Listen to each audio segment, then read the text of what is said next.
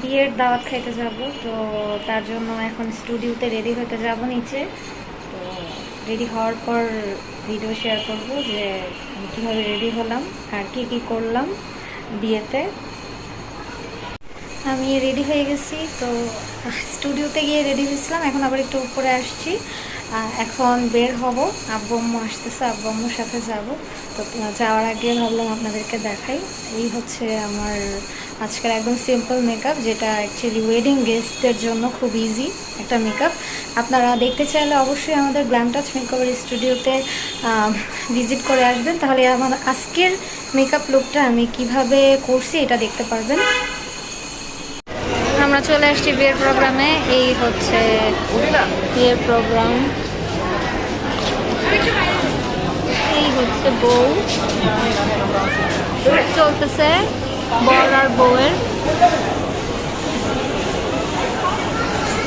আমরা খাইতে বসবো, কোনো জায়গা খালি নাই, একদম ফিল আপ। এই যে দেখেন একদম ফিল আপ।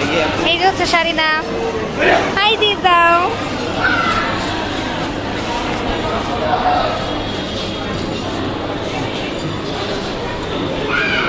সিট খালি হলে আমরা বসবো সবাই একসাথে, আমরা যারা যারা আছি তারা সবাই একসাথে বসবো।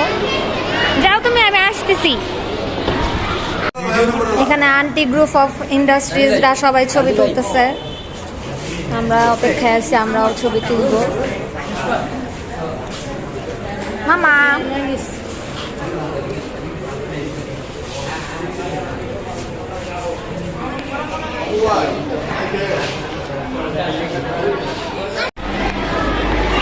এই যে হচ্ছে বর আর বউ। যেহেতু আমি বর বউ কাউকেই চিনি না, এই জন্য আমি স্টেজে উঠে ছবি তুলবো না।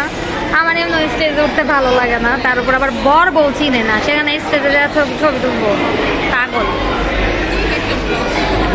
ব্লগ তো করতেছি, আবার একটু বলো, আবার একটু বলো। তো এই ছিল আজকের বিয়ের বর আর বউ, আপনারা দেখতে পাচ্ছেন কি সুন্দর কিউট লাল টুকটুক বউ, তাই না মাম্মা? তুমি লাল টুকটুক বউ সাজবা? হ্যাঁ, এটা ফ্যান ফ্যান, উপরে উঠবা?